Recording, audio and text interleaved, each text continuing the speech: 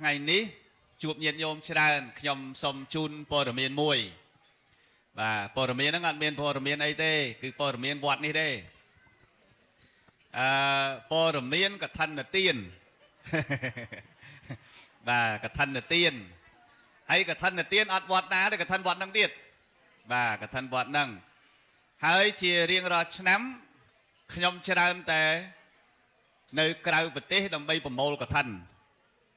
អត់សូវចាំភាសាវត្តទេភាសាយើងចាំភាសាវត្តរកកឋិនវាយ៉ាប់អានឹងវិន័យអញ្ចឹងនៅក្រៅប្រទេសដើររកកឋិនសពុតត្រៃចីវរប្រគេនតិគុណមកព្រះអង្គមកលៀងមកព្រះអង្គមកលៀងឬមកត្រៃហើយឆ្នាំនេះខ្ញុំលែងលោកហើយប្រសក់បាត់ប្រសក់បាត់អញ្ចឹងប្រសក់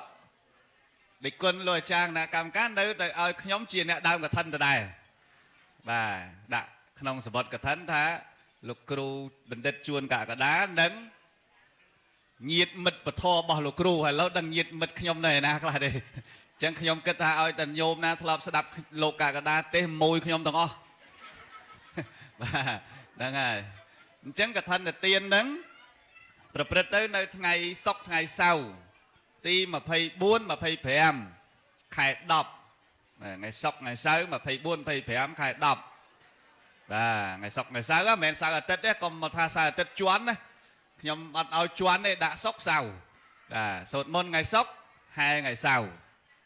ហើយវត្តប្រាសាទនាងខ្មៅធ្វើកឋិនរាល់ឆ្នាំគឺសុំជីវរសម្រាប់ប្រគេននិគុណគ្រប់ព្រះអង្គអញ្ចឹងបើ370ព្រះអង្គឲ្យបាន370ត្រៃលៀងទៅដើម្បីកុំឲ្យចំណែនគ្នាហើយចាំ3ខែដែរបានដល់ភិក្ខុនេនអត់ដល់នេននោះបាននេននោះថាខំចាំដែរបានតែនេននោះឯងអត់អញ្ចឹងមិនដែលឲ្យរំអៀងទេគឺត្រូវតែឲ្យគ្រប់អង្គទាំងអស់រាល់ឆ្នាំអញ្ចឹងសូមជម្រាបញាតិញោមណាហើយអ្នកដើមកឋិនហ្នឹងខ្ញុំហើយម៉ួយខ្ញុំអញ្ចឹងអត់វែងឆ្ងាយទេឲ្យតែញោមណាស្ដាប់ជួនកកដាម៉ួយខ្ញុំអ្នកដើមកឋិន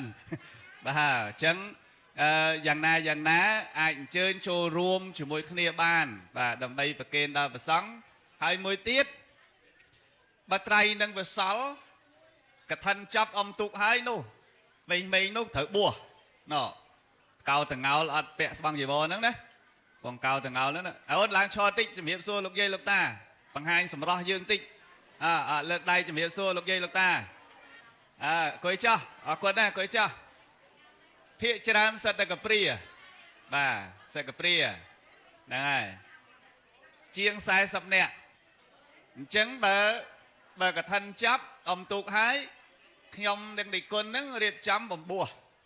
ញ្ចឹងបើជាពរកឋិនសល់វេតនេះម្ដងដើម្បីឲ្យបានបួសព្រោះបួសរាល់ដងមិនដែលឲ្យអាណាព្យាបាលចេញបច្ច័យទេគឺតែងតែវត្តចេញជានិច្ចបាទអញ្ចឹងនេះព្រួញមួយបាញ់បានសัตว์2បាញ់មកកឋិនផងបាញ់ទៅបួសនៀកផងហ្នឹងបើចង់បាញ់បើមិនចង់បាញ់មានតែចប់ឲ្យខ្ញុំមកបាទអញ្ចឹងសូមជំរាបអញ្ចឹងណាឯជីវរសម្រាប់កឋិនបាទសម្រាប់ត្រៃលៀងហ្នឹងសម្រាប់នេនត្រៃសម្រាប់ភិក្ខុលៀងហ្នឹងក្នុងមួយលៀង120,000រៀលបាទមួយលៀង120,000រៀលបានទេមួយអង្គ120,000បាទដល់ភិក្ខុត្រៃហ្នឹងលើសលោកនេនមានសង្ឃក្តីផងមានបាតមានស្អីផងអញ្ចឹងទៅ40,000រៀលមួយត្រៃដល់មួយលៀង120,000ដល់មួយត្រៃ40,000បាទនេះក៏ប្រកាសទេចូលមិនហ៊ានថាទេណាក៏ខ្ញុំប្រកាសជូនព័ត៌មានបាទជូនព័ត៌មានឲ្យដឹងថាកឋិននៅប្រាសាទនាងខ្មៅថ្ងៃណាគឺថ្ងៃសុក្រថ្ងៃសៅរ៍24 25ខែ10ហ្នឹងហើយបាទខែក្រោយខែ10ហ្នឹងត្រូវថ្ងៃម៉ាន3កើតទេលោកចា3កើត4កើតខែកដិកបាទ3កើត4កើតខែកដិកថ្ងៃទី24 25ខែ10បាទឥឡូវអាចារ្យរកបាន2លាងហើយចិត្តគ្រប់ហើយបាន2លាងហើយអាចារ្យប្រាប់ខ្ញុំថាបាន2លាងហើយលោកគ្រូអញ្ចឹងយើងនៅតែ373លាងទៀតទេគ្រប់ហើយអញ្ចឹងเราបាន2ហើយបាទអរគុណណាអញ្ចឹងសូមជម្រាបជូនប៉ុនផងណាជូនប៉ុនកឋិនបាទកឋិនទាន វត្តតែងតែត្រូវមានកឋិនតែចេញភាសា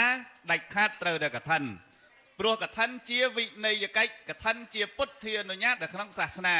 ដល់រាប់ណាដេគុណអត់ចាំភាសាគឺអត់កឋិនបើដេគុណចាំភាសាដាច់ខាតត្រូវតែមានកឋិននឹងហ្មងតិចច្រើនត្រូវតែកឋិននឹងហ្មងអញ្ចឹងពីដើមតែមកត្រៃមកលៀងមួយមកដេឆាពីខ្មោចមកដេហើយដេគុណយកចលក់ហើយយកទៅលើព្រះវិហារកណ្ដាលជំនុំសង្ឃទៅថាកឋិនដែរអត់មានអ្នកធ្វើតែយើងឥឡូវនេះបរិស័ទមានធ្វើមិនឲ្យដេគុណវេទនាដូចសម័យពុទ្ធកាលឬក៏ក្រោយសម័យពុទ្ធកាលទេអញ្ចឹងសូមជម្រាបជូនណាញាតិញោមណាកឋិនមិញថ្ងៃណាហើយកឋិនមិញ